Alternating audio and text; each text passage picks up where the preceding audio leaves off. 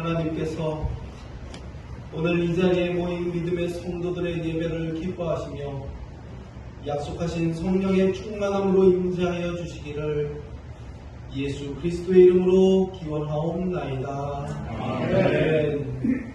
그러므로 내가 그리스도를 위하여 약한 것들과 인욕과 궁핍과 박해와 공고를 기뻐하노니 이는 내가 약한 그때의 강함이라.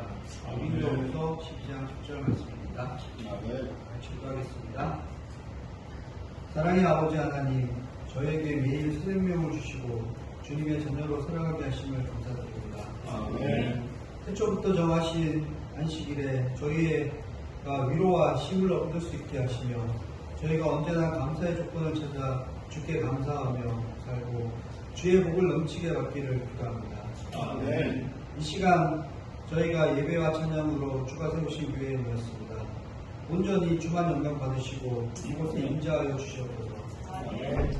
사경회를 통하여 김대한 목사님을 보내주시며 감사드리며 목사님의 영육간에 건강하시고 주의 영이 넘치시며 섬기는 교회에도 주의 사랑이 넘치며 빛과 소금이 되는 교회가 되도록 인도하여 주십시오.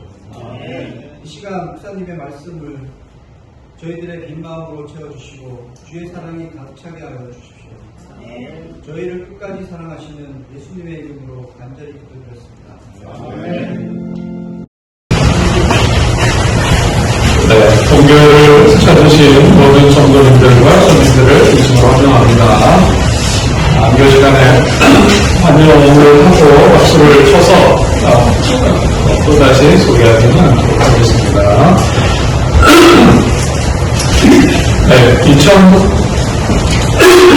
2023년 사경회를 어제 저녁부터 진행하고 있는데요. 연초에 총회가 있었고 또 설명절이 있었고 교회 여러 일들이 진행되고 이제 3월부터 우리가 본격적으로 하나님의 사업을 하기 전에 특별한 집회를 통해 우리를 사용하시는 또 우리를 부르시는 하나님의 음성을 듣게 된 것에 대하여 감사하게 생각합니다.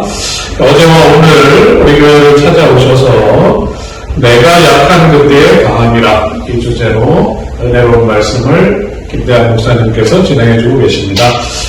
인사하실 때에 다시 한번 환영의 박수 보내주시기 바랍니다.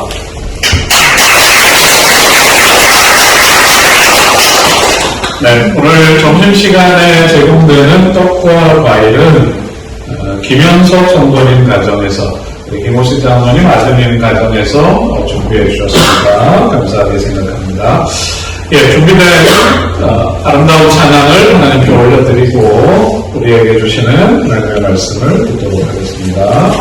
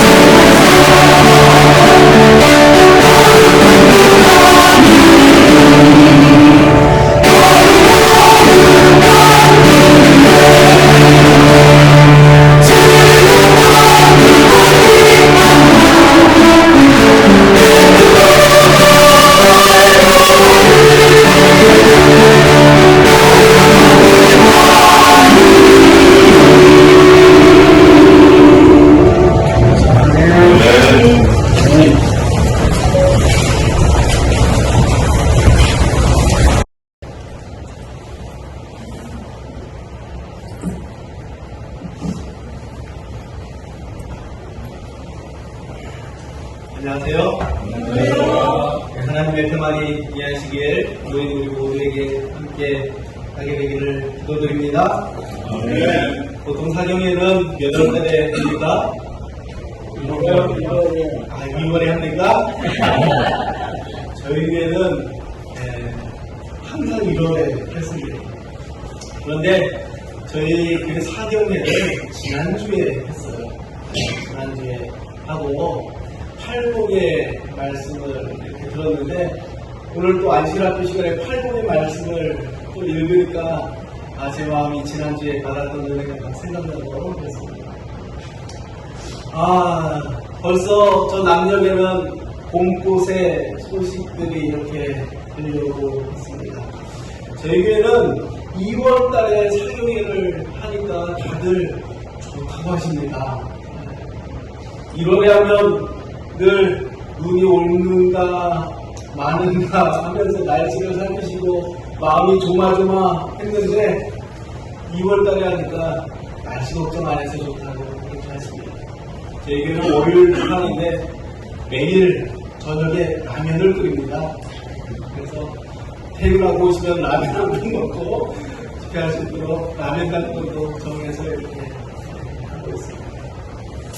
이제 조금씩 따뜻해지고 좀 있으면 꽃도 피겠을까요? 네. 꽃도 필 것입니다. 봄이 시작됩니다. 올해도 하나님의 도우심으로 건강한 한 해를 보내시고 경영하시는 모든 일에 하나님의 인도하심과 복이 넘치기를 간절히 소망합니다. 네. 혹시 여러분들은 루후라는 고양이에 대해서 들어보셨습니까? 못 들어보셨죠? 이 루라는 고양이가 사진첩을 냈습니다. 모델과 이 고양이가 사진첩도 내고 요즘 하는 SNS 인스타 팔로워가 16만 명이 넘는 고양이입니다. 이 고양이가 유명해진 이유는요, 다름 아닌 이 고양이가 짓는 표정이 1년 365일 억울한 표정을 짓고 사는 고양이라서 유명합니다. 이 주인의 말로는 이 왼쪽에 있는 사진은 가장 행복할 때 찍는 표정이고, 이 오른쪽의 사진은 정말 아무 걱정 없이 편안하게 쉬고 있는 표정이랍니다. 근데 그냥 보면 이 고양이의 표정이 1년 365일 항상 어떤 표정 같아요? 뭔지 모르게 억울한 표정을 짓고 있어서 유명하다고 합니다. 오늘 제가 이 억울한 고양이를 좀 소개해 드리는 것은 오늘 나눌 말씀의 이 주인공이 므낫세가 성경 중에 등장하는 가장 억울한 사람 중에 한 사람이기 때문에 그렇습니다. 오늘 이 므낫세는 이스라엘 민족을 이룬 사람이라고 제가 여러분들에게 소개를 드립니다. 이 므낫세는 이 야곱의 11번째 아들인 요셉의 장남입니다. 그리고 먼저 성경 말씀 창세기 48장 17절로부터 20절 말씀을 좀 함께 보도록 하겠습니다. 제가 읽어보겠습니다. 요셉이 그 아버지가 오른손을 에브라임의 머리에 얹은 것을 보고 기뻐하지 아니하여 아버지의 손을 들어 에브라임의 머리에서 므낫세의 머리로 옮기고자 하여 그의 아버지에게 이르되 아버지여 그리 마옵소서 이는 장장이 오른손을 그의 머리에 얹으소서 하였습니다. 지금 에브라임이라는 아들이 나오고 므낫세라는 아들이 나오는데 누가 장자예요? 요셉의 장자는 므낫세예요. 차자가 에브라임이에요. 그런데 지금 아버지의 축복을 잘못하고 있는 것 같은 상황이 벌어집니다. 그의 아버지가 허락지 아니하며 이르되 나도 안다. 내 아들아 나도 안다. 그도 한 족속이 되며 그도 크게 되려니와 그의 아우가 보다 큰 자가 되고 그의 자손이 여러 민족을 이루리라 하고 그날에 그들에게 축복하여 이르되 이스라엘이 너로 말미암아 축복하기를 하나님이 내게 에브라임 같고 므낫세 같게 하시리라 하며 노란 글씨 함께 좀 읽겠습니다. 시작. 에브라임을 문하세보다 앞세워서 떠나. 자, 오늘 우리가 살펴볼 문하세라는 사람 어떤 사람인가요? 문하세를 알려면 먼저 그의 아버지 요셉을 좀 알아야 합니다. 요셉은 형들에 의하여 노예로 팔려간 사람입니다. 누구에 의해서요? 형들에 의해서 노예로 팔려갔습니다. 그리고 훗날에 애국 총리가 됩니다. 그리고 약 22년 정도 지난 후에 아버지와 다시 만나게 됩니다.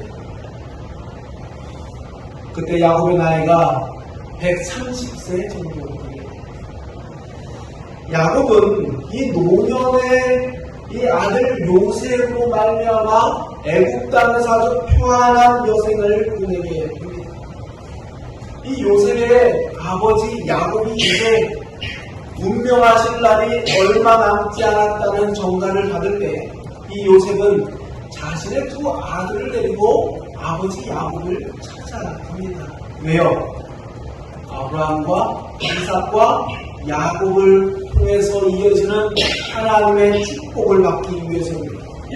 이곳에서 야곱은 특별한 일을 하는데 어떤 일을 하냐면 이 요셉의 아들은 야곱의 손자예요. 그렇죠? 그런데 이 손자를 자기의 아들로 삼습니다. 이해가 되십니까? 이해가 되세요? 손자를 아들로 삼아요. 그리고 이스라엘 12지파의 소속이 되도록 지금 하는 것입니다. 왜냐하면 믿음의 장자였던 이 요셉에게 장자의 특권인 하나님의 축복을 다른 아들들보다 몇 배를 줘야 돼요? 2배를 줘야 돼요. 그러니까 이 요셉의 아들을 둘을 아들로 세우고 그들에게 축복함으로 이 요셉에게 장자의 축복을 2배로 하려는 것입니다. 요셉이 므낫세를 어떻게 얻었는지 그 이야기 혹시 아십니까? 요셉은 연애 결혼을 했습니까? 중매 결혼을 했습니까? 요셉이 연애 결혼을 했습니까? 중매 결혼을 했습니까? 중매 결혼. 누가 중매한지 아십니까? 그렇죠. 애굽왕 바로가 중매를 했어요. 우리 창세기 41장 45절에 그 이야기가 아주 자세히 나옵니다.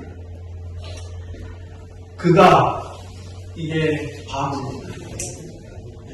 바로입니다. 바로가 요셉의 이름을 사구나 마네아라 하고 또 온의 제사장, 온은 애굽의 아주 중심 지역입니다. 온의 제사장 보디베라의 딸 아스낫을 그에게 주어 무엇을 삼았어요? 아내로 삼게 합니다. 요셉이 나가 애굽 온 땅을 순찰했다라고 합니다. 자, 이 온 땅은 애굽 지명인데요. 애굽 지명 가운데 이 나일강 삼각주가 발달된 핵심 지역입니다.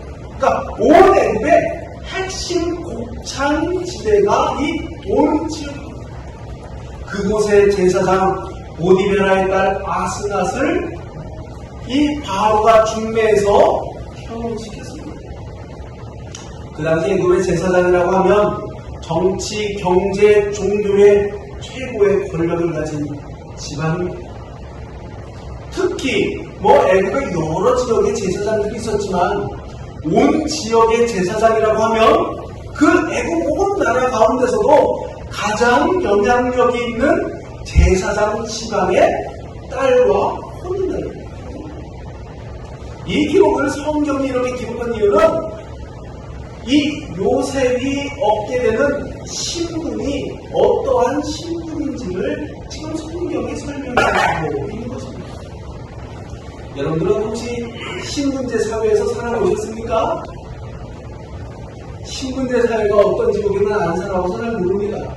근데 제가 한 번은 이 인도에서 기차를 타고 한 20시간 정도 이렇게 여행을 하게 되었어요. 이 인도는 법적으로는 신분제가 없지만 사실 그들의 삶 속에서는 여전히 신분제가 남아 있었습니다. 기차 안에서 이 때를 따라 계속 밥을 줍니다. 와서 이렇게 장사꾼들이 왔다 갔다 해요. 어떻게 식사 시간만 탁 되면 그 사람들이 싹 들어와서 돌고 다닙니다. 그러면 밥을 사서 이렇게 한 그릇씩 먹습니다. 계속 식사를 하면서 여행을 하는데 저녁 식사를 가지고 약간 어두워진 때에 이 어느 신사분이 저기 말을 건네와서 그와 얘기를 했습니다. 그는 영어 선생님이세요. 어디 가냐고 그렇게 얘기해주면서 저에게 인도에 관해서 이야기해주고 또 인도 말을 가르쳐주었습니다. 긴 여행에 진화 때에 아주 잘 됐다 싶어서 이 선생님하고 재밌게 이야기를 하면서 여행을 계속하고 있었는데 그때 이 흑인도 아닌 큰 사람이 이렇게 기차를 쓸고 지나가는 것입니다. 근데 보통 이 기차에서 근무하는 이 근무자들이 청소를 시간마다 하는데 저녁 시간을 마치고 이 사람이 막 쓸고 지나가니까 갑자기 객차이 소란해졌어요. 사람들이 막 먹던 음식을 막 바닥에 버리는 것입니다. 그냥 문화적인 충격을 받았어요. 그리고 막 소리를 지르는 거예요. 그 사람한테 똑바로 치우라고 하는 소리가 있어요. 그냥 잘 버리면 되잖아요. 먹던 달걀 껍질, 뭐 바나나 껍질, 과일 껍질, 뭐 그릇 바닥에다 던지는 거예요. 근데 이 사람은 아무 소리 안 하고 거의 바닥을 엎드려서 막 쓰는 것입니다. 그 의자 밑에 다 쓰는 거예요. 그러한 뜻이 아니고 사람들이 막 동전을 던져요. 아니 수고했다고 고맙다고 하면은 그냥 동전을 주면 될 거 아닙니까? 동전을 바닥에다 막 던지는 거예요. 와, 도대체 이 상황이 무슨 상황인지 제가 너무나 당황스러웠어요. 이 사람은 도대체 무슨 사람인지 제가 너무나 궁금했어요. 근데 이 사람이 지나가니까 그 한바탕 소동이 다 마치고 지나가니까 이 선생님이 다시 평안한 표정으로 저에게 다시 대화를 시작하는 것입니다. 야, 이 사람들은 왜 아무 잘못도 없이 그냥 쓸고 가는 이 사람들에게 그렇게 큰 소리를 쳤을까? 너무나 궁금해서 인도에 오래 사는 사람을 만나서 한국 사람을 만나서 제가 물어봤습니다. 그랬더니 인도 사람들이 생각하는 것은 우리랑 좀 다른 거예요. 이 사람들은 태어나면서부터 자신의 신분이 결정됐다고 생각하며 산다는 것입니다. 그러니까 천민으로 태어난 사람은 자기의 운명이 무엇이라고 생각하면서 사는 거예요? 천민이라고 생각하면서 사는 거예요. 그러니까 사람들이 자기에게 막 모욕적인 말을 하고 자기가 허드렛 일을 해도 그것이 이 사람들에게 별로 이상한 일이 아니에요. 그리고 천민은 그렇게 당연히 대접해야 된다고 천민이 아닌 사람들은 그렇게 생각하면서 사는 거예요. 21세기에 이런 일이 있다는 것에 대해서 제가 아주 큰 충격을 받았어요. 신분제 사회는 이런 거예요. 내 신분이 아래 신분이 되면 위에 신분에 있는 사람들이 아래 신분에 있는 사람들을 어떻게든 대든 상관이 있어요, 없어요? 그것을 받는 낮은 사람도 신분이 높은 사람도 그것에 대한 아무런 죄책감이 없는 사회가 신분의 사회입니다. 요즘에도 이런데 요셉 시대에는 어떻겠어요? 그런데 지금 요셉이 아주 굉장한 신분을 가지게 되었습니다. 그리고 그가 낳은 첫째 아들의 이름이 므낫세입니다. 자, 여러분 퀴즈 내겠습니다. 성경에 자녀의 이름을 창세기 보면 아버지가 질까요? 어머니가 질까요? 생각 안 해보셨죠? 정해진 건 아니지만 제가 창세기를 보니까 이 아이들의 이름을 어머니가 짓는 모습을 보게 됩니다. 창세기 29장 32절 34절에 보면 이 레아가 임신하여 아들을 낳고 그 이름을 뭐라고 져요? 루벤이라 짓습니다. 그가 다시 하고 아들을 낳아서 그 이름을 뭐라고 지어요? 시몬이라 짓고 또 임신하고 아들을 낳고 이름을 유다라 짓습니다. 하나님께서 나의 괴로움을 돌아보셨다 하면서 그의 아들의 이름을 루벤이라고 짓고 그 당시 자신의 소망과 상황을 가지고 아이의 이름을 짓는 모습을 보게 됩니다. 근데 이 므낫세의 이름은 누가 지었을 것 같습니까? 누가 지었을 것 같습니다. 아버지가 졌어요. 아버지가. 창세기 41장 51절 말씀 함께 좀 읽어볼까요? 시작. 요셉이 그의 장남의 이름을 므낫세라 하였으니 하나님이 내게 내 모든 고난과 내 아버지의 온 집의 일을 잊어버리게 하셨다. 므낫세의 이름은 이 아버지 요셉이 직접 지었습니다. 요셉도 애굽의 이름이 있습니까? 사브나빠네아라는 애굽의 이름이 있고 아내도 아스낫이라는 애굽의 이름이 있어요. 하지만 자녀에게는 히브리 이름을 지어줍니다. 왜요? 왜 히브리 이름을 지어줍니까? 자녀가 애굽 사람이 아닌 하나님의 사람 되기를, 하나님의 자녀가 되기를 바라는 마음으로 이름을 지어줍니다. 애굽에서 살지만 거기서 자기가 경험한 하나님의 은혜를 자기 아들의 이름에 기록한 것입니다. 하나님이 내게 내 모든 고난과 내 아버지의 온 집안일을 다 잊어버리게 하셨다. 므낫세를 낳고 나서 그의 이름을 부를 때마다 요셉은 그 아들을 보면서 내가 살아온 삶의 그 고난의 시간들, 아버지의 집으로부터 받은 그 모든 고난들을 다 잊어버렸다라고 고백하는 것입니다. 17살의 형들에 의해서 팔려서 애굽으로 노예로 살았던 이 요셉, 얼마나 외롭고 힘들었겠습니까? 성경에 다 일일이 기록을 안 해서 그렇지. 더군다나 아버지의 어머니의 사랑을 그렇게 많이 받았던 아들, 부모님을 떠나서 정말 그 외로움과 그 서러움 가운데 살다가 지금 이제 자신을 닮은 아들을 낳은 것입니다. 눈에 넣어도 아프지 않을 것 같은 이 아들을 바라보면서 이 외로운 땅에서 나를 살지만 나도 이제 가족이 생겼어. 지난 고생 다 못한다고요? 잊어버리겠다. 지난 고생 이제 다 잊어버린다. 므낫세라는 이름이 잊어버리다라는 뜻입니다. 내 지난 고생 므낫세를 통해서 다 못했다고요? 잊어버렸다라는 뜻입니다. 그런데 이 므낫세가 무슨 일을 당합니까? 아주 억울한 일을 당합니다. 아주 억울한 일을 당합니다. 이 므낫세를 한마디로 요약하면 매우 억울한 사람입니다. 할아버지의 축복, 이제 아버지의 축복이죠. 야곱의 축복을 받는데 이 므낫세가 무슨 큰 잘못을 한 것도 아니에요. 아무 잘못 없는 므낫세가 그냥 축복을 받으러 나왔을 때 장자의 축복이 아닌 누구의 축복을 해요? 차자의 축복을 하는 것입니다. 이게 창세기 48장 18절 말씀인데요. 우리 함께 좀 읽어보겠습니다. 요셉이 시작.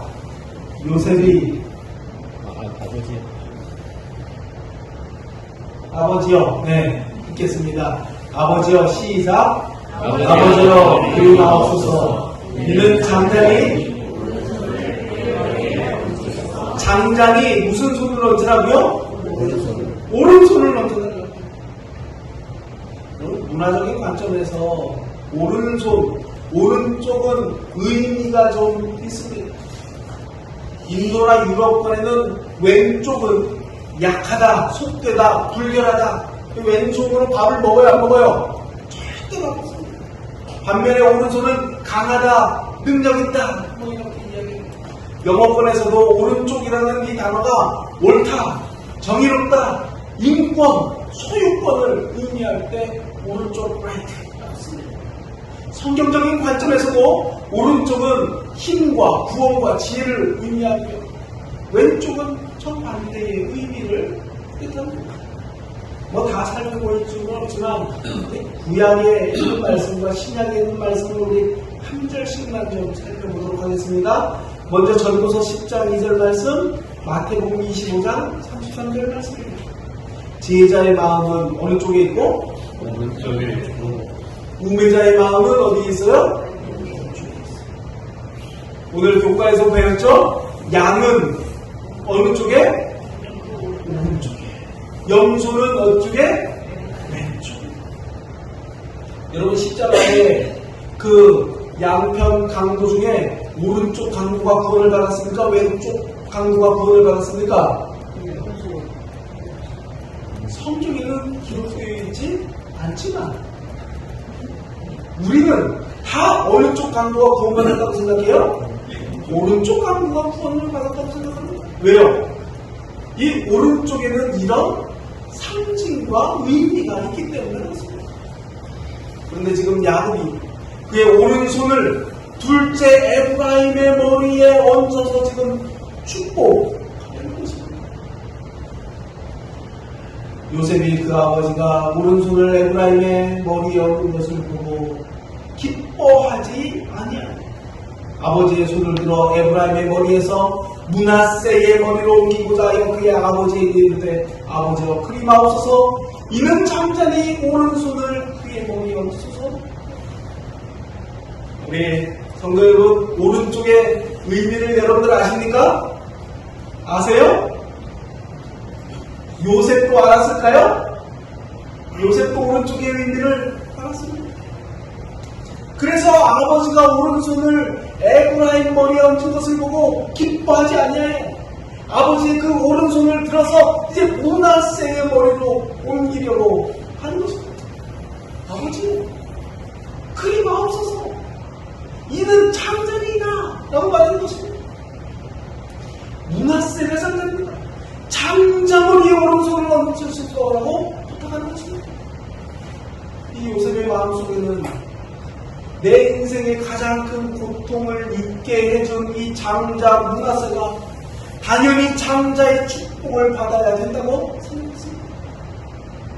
또 이 요셉이요, 그의 삶을 통해서 이 장자의 축복이 장자가 아닌 차자나 둘째나 셋째나 다른 형제에게 갔을 때 어떤 일이 벌어지는지 이 요셉이 그의 삶으로 알았을까요? 분명히 알고 있습니다. 성경에 보면 아버지 야곱이 11번째 아들인 이 요셉에게 어떤 옷을 입히십니까? 채색 옷을 입혔다라고 말합니다. 근데 이 채색 옷이 이 요셉에게 입혀지는 것을 본 다른 형들의 눈에서 불이 났습니다. 불이 났습니다. 왜 불이 났을까요? 자기들이 입은 옷은 일 열심히 하라고 장에서 사온 옷을 입히고 11번째 아들인 요셉에게는 비싼 백화점에서 사온 옷을 다 입혔기 때문에 형들의 눈에서 불이 난 것입니까?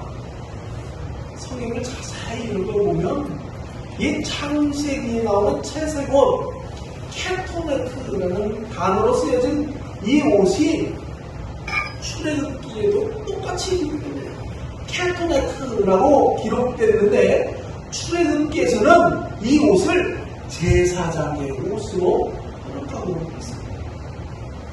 지금 야곱이 요셉에게 채색 옷을 입혔다라는 이 말의 의미는 무엇이에요? 이 집안의 제사장을 누구로 삼겠다? 요셉으로 삼겠다는 말과 같은 말입니다. 지금 요셉에게 제사장권을 주었음을 채색 옷으로 나타내는 것입니다. 가족의 제사장권은 누가 갔습니까? 11번째 아들이 갔습니까? 장자가 갔습니다.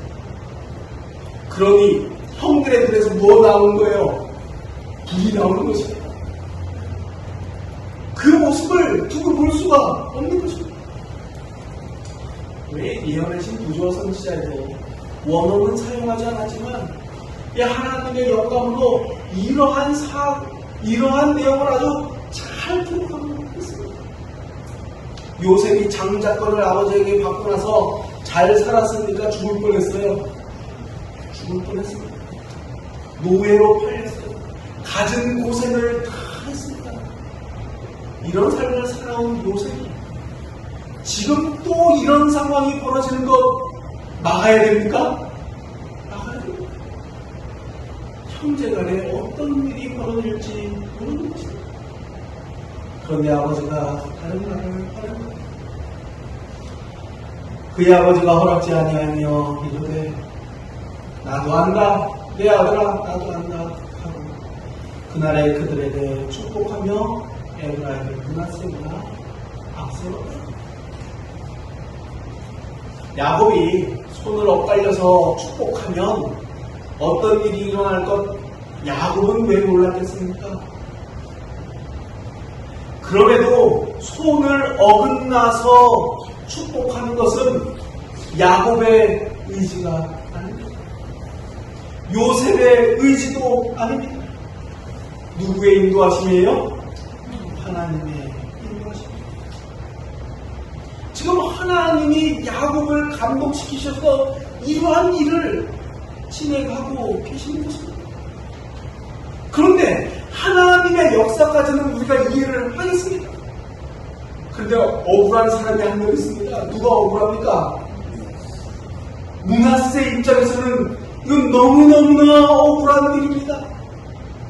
지금 적어도 할아버지가 아닌 하나님께서 자기를 지금 어디로 몰고 가고 있는 거예요?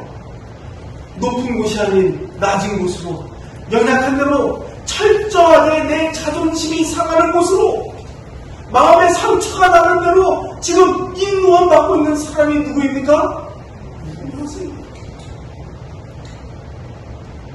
여러분, 저도 삼형제 중에 장자입니다. 저도 좀 장자의 특권을 좀 누리고 싶은 사람입니다. 요즘 세상은 그렇지 않은 것 같아요. 힘센 동생이 짧고 옛날은 그렇지 않아요. 장자의 특권을 갖는다는 것이 얼마나 중요한 의미가 있는지 요셉의 삶을 통해서 우리가 알아볼 수 있어요. 그런데 지금 하나님에 의해서 철저하게 원망스러운 삶으로 낮은 대로 연약한 대로 지금 인도받고 있는 사람이 바로 므낫세입니다. 근데 이 므낫세가 좀 대단한 사람인 것은 므낫세는 이름에도 불구하고 하나님을 선택한 사람이라는 것입니다. 그는 하나님으로 말미암아 지금 그렇게 억울한 일을 당했어요. 근데 그는 하나님을 선택한 사람입니다. 여러분들 입장을 바꿔서 가만히 생각해 보시기 바랍니다. 여러분들이 만일 므낫세와 같은 입장에 놓였다면 여러분들은 어떤 선택을 하셨을 것 같습니까? 내가 무엇 잘못해서 내가 그런 억울한 일을 당했다면 그것은 내 마음으로 용납할 수가 있어요. 근데 므낫세는 어떤 잘못도 성경에 기록되지 않았어요. 온전히 할아버지도 아니고 아버지도 아니고 하나님의 뜻에 의하여 억울한 일을 당하고 있는 것입니다. 제가 곰곰이 생각해봤어요. 제가 만약에 므낫세라면 어떻게 했을까? 제가 만약에 므낫세라면 저는 엄마를 찾아갔을 것 같아요. 여러분들 성경에 엄마가 기록된 사람이 그렇게 많지 않지만 므낫세의 엄마의 집안은 어떠한 집안인지 성경에 아주 자세히 기록되어져 있어요. 당시 애국에서 가장 잘 나가는 집안의 딸이 아주 특권 계급의 신분이 가장 높은 집안의 사람입니다. 엄마에게 찾아가면 세상에서 누릴 수 있는 온갖 부귀와 편리함과 그리고 다른 모든 백성들의 부러움을 받으면서 자자손손 살 수 있는 그 자리를 누가 선택할 수 있어요? 지금 므낫세는 선택할 수 있는 것입니다. 할아버지가 자기를 이렇게까지 무시한다면, 내가 장자로 태어났음에도 불구하고 이것을 굳이 차저로 바꾸신다 한다면 내가 왜 이 집안에 살아야 될 이유가 있겠습니까? 여러분 이런 생각 안 하시겠습니까? 저만 그런 생각을 합니까? 저는 이런 생각을 했을 것 같아요. 또한 이 당시 애굽 사람들은 양치는 유목민족을 천하게 여겼다고 기록하고 있어요. 그리고 얼마 되지 않아 요셉이 죽은 후에 이 민족은 노예가 되고 천대받는 노예로 애굽에서 살아갑니다. 천대받는 유목민의 후에 얼마 지나지 않아서 노예가 되는 이 집안, 여러분 무엇을 선택해야 현명한 선택입니까? 여러분들이 생각하는 므낫세라면 무엇을 선택해야 됩니까?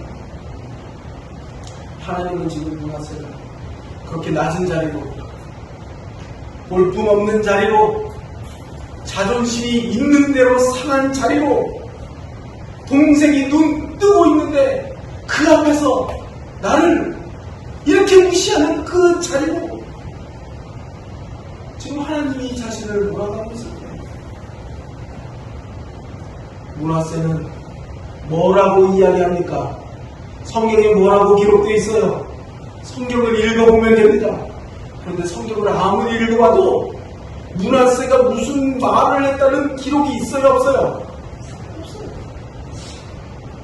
므낫세가 문을 박차고 나가서 어머니에게 달려갔더라. 외할아버지 보디베라를 찾아갔더라. 외갓집을 믿고 가면 탄탄대로인데 므낫세는 그렇게 하지 않습니다. 므낫세가 당시 20대가 넘은 사람입니다. 모든 것을 스스로 결정할 수 있는 나이예요. 하지만 그는 세상의 부와 명예를 얻을 수 있는 그러한 선택을 하지 않고 천대받고 자존심 상하고 내 장자 자리마저, 이 장자 자리 사실 누가 준 거예요? 내가 장자로 태어나고 싶어서 태어난 거 아니잖아요. 하나님이 그렇게 태어나게 해놓고 이제 와서 장자의 자리를 내어주는 그 자리를 므낫세가 선택한 것입니다. 왜요? 그 자리에 누가 있기 때문에 그래요? 그 자리는 하나님이 함께 있는 자리이기 때문에 그렇습니다. 저는 므낫세가, 제가 만약 므낫세라면 어떤 선택을 했을까 하고 제가 여러분들에게 말씀드렸습니다. 여러분들이 므낫세라면 어떤 선택을 하셨겠습니까? 교회에서 세상에도 겪지 못하는 억울한 일을 당했어요. 여러분들은 어떤 선택을 하시겠습니까? 견디기 너무 힘이 들겠습니다. 부러울 것입니다. 자식들 보기에 면도 안 서는 일을 당할 때가 있어요. 참으로 힘든 일입니다. 그러나 그런 때라도 우리 하나님을 선택하고 그곳에 설 수 있는 우리 모두가 되기를 주님의 이름으로 간절히 바랍니다. 마지막으로 므낫세는 어떤 사람입니까? 그는 이스라엘을 완성한 사람이라고 저는 생각합니다. 만약 므낫세가 여기에서 분노하고 뛰쳐나갔다면 역사가 어떻게 됐을까 생각해 봅니다. 지금 이 시기는 이스라엘 나라가 확립되는 너무나도 중요한 시기입니다. 이스라엘의 나라가 깃들로 잡혀지느냐 그렇지 못하느냐 하는 기로에 서 있는 시간입니다. 만약 므낫세가 이대로 나간다면 이스라엘의 12지파는 그냥 생성될 수가 없어요. 또 먼 미래를 기약해야 되는 것입니다. 가만히 생각해보면 성경에서 하나님께서 아브라함을 부르시고 그 나라를 아브라함을 통해서 세우지 않으셨어요. 아브라함을 기다리게 하셨습니다. 왜 안 주셨어요? 가만히 생각해보면 아브라함의 자식들 중에 누가 떨어져 나갑니까? 이스마엘. 지금 아랍 세계를 구성하고 있는 아랍인들의 조상인 이스마엘이 하나님을 떠납니다. 그두라라는 척을 통해서 여러 자식들을 두었지만 그들 모두 믿음의 조상의 족보에 있습니까? 없습니까? 없습니다. 이삭 때는 누가 탈락해 나가요? 에서가 탈락해 나갑니다.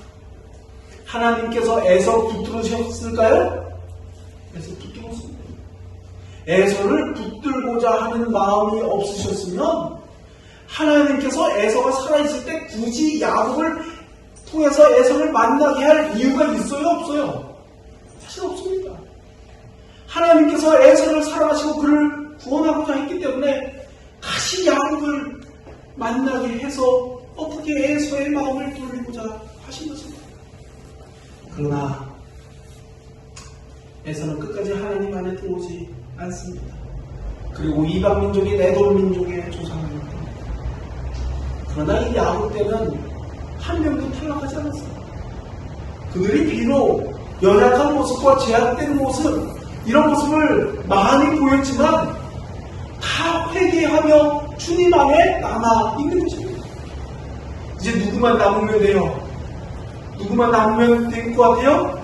므낫세만 남으면 되는 것입니다. 그때 하나님께서는 12지파를 통한 하나님의 민족을 이루시는 역사를 하게 되는 것입니다.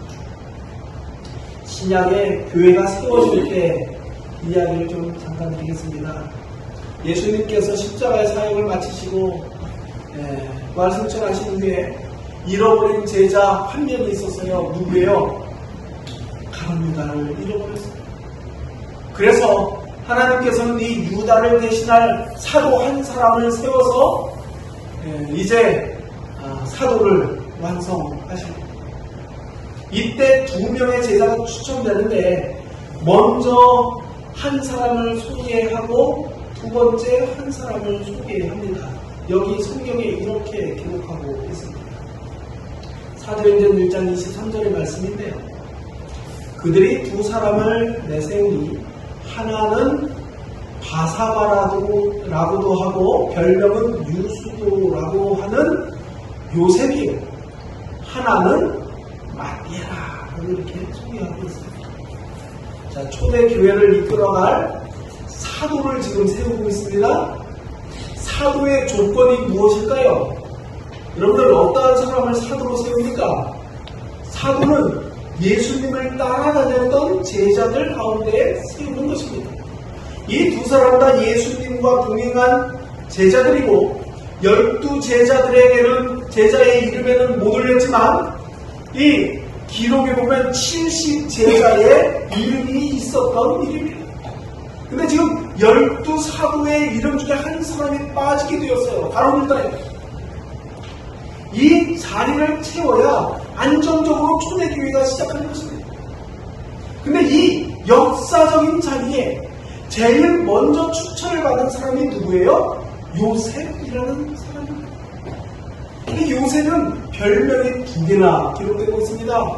바사바라는 히브리 별명이 있는데 이 별명은 안식일의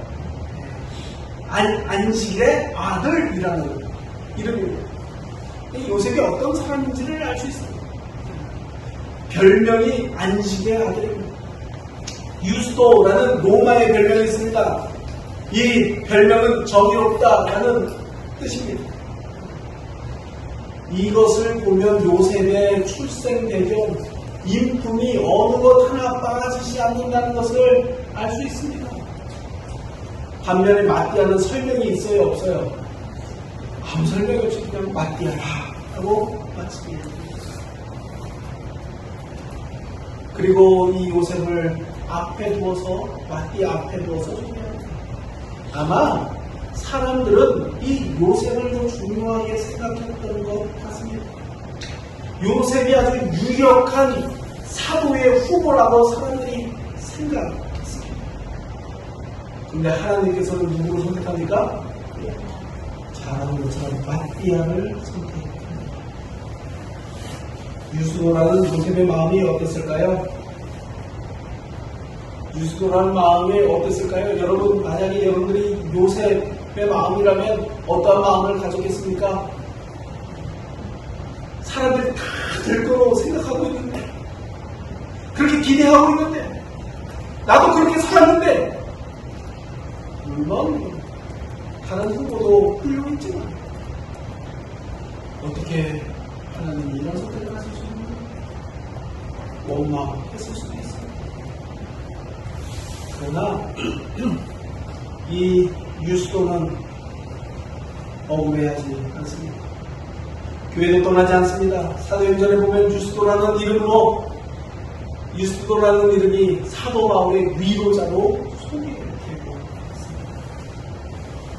여러분, 하나님의 나라는 유스도라는 이 요셉과 같은 사람, 므낫세와 같은 억울하지만 하나님을 선택한 사람들에 의하여 세워진다는 이 한 가지 사실을 잊지 않게 되기를 간절히 바랍니다.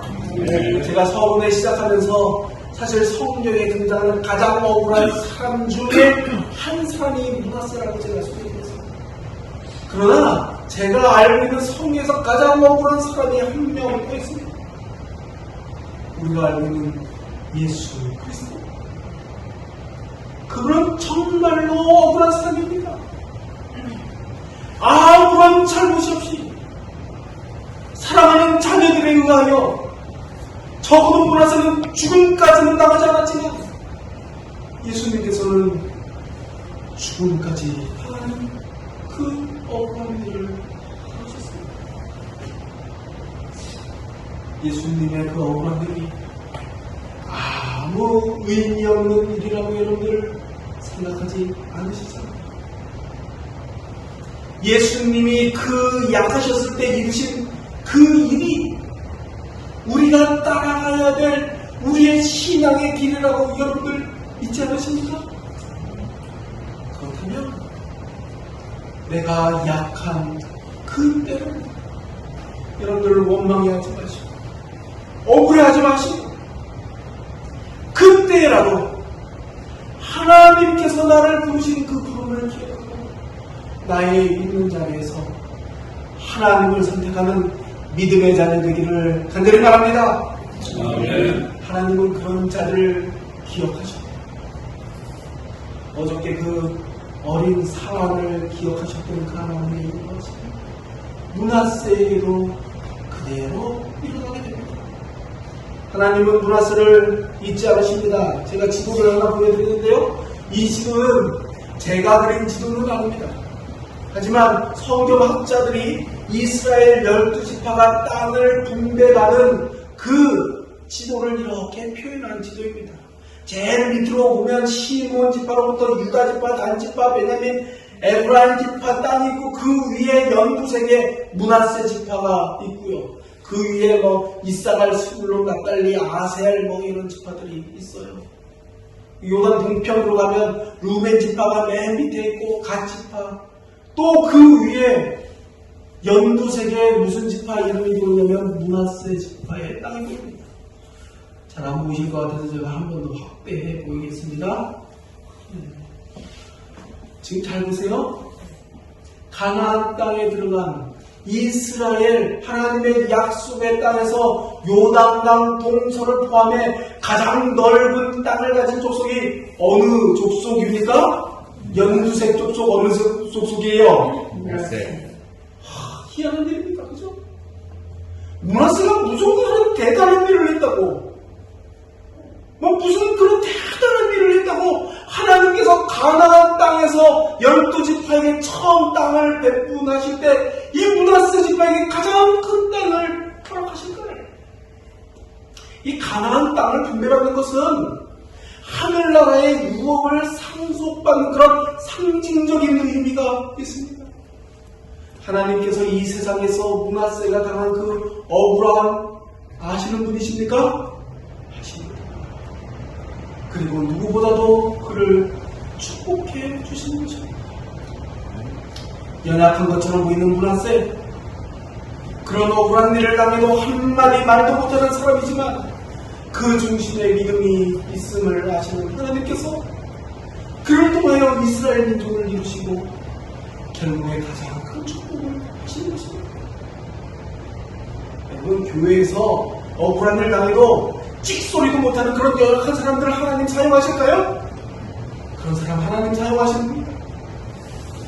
올해도 우리의 연약함을 걱정하지 마시고 어느 때라도 우리의 하나님을 선택할 수 있는 믿음의 가족들 되기를 주님의 이름으로 간절히 소망합니다. 아멘. 주님께서 우리를 주님의 역사에 분명히 사용하실 것입니다. 우리 주님의 역사에 함께 참여하는 저와 율석군양 우리 모든 성도님들 되기를 간절히 소망하며 오늘 말씀을 마치겠습니다.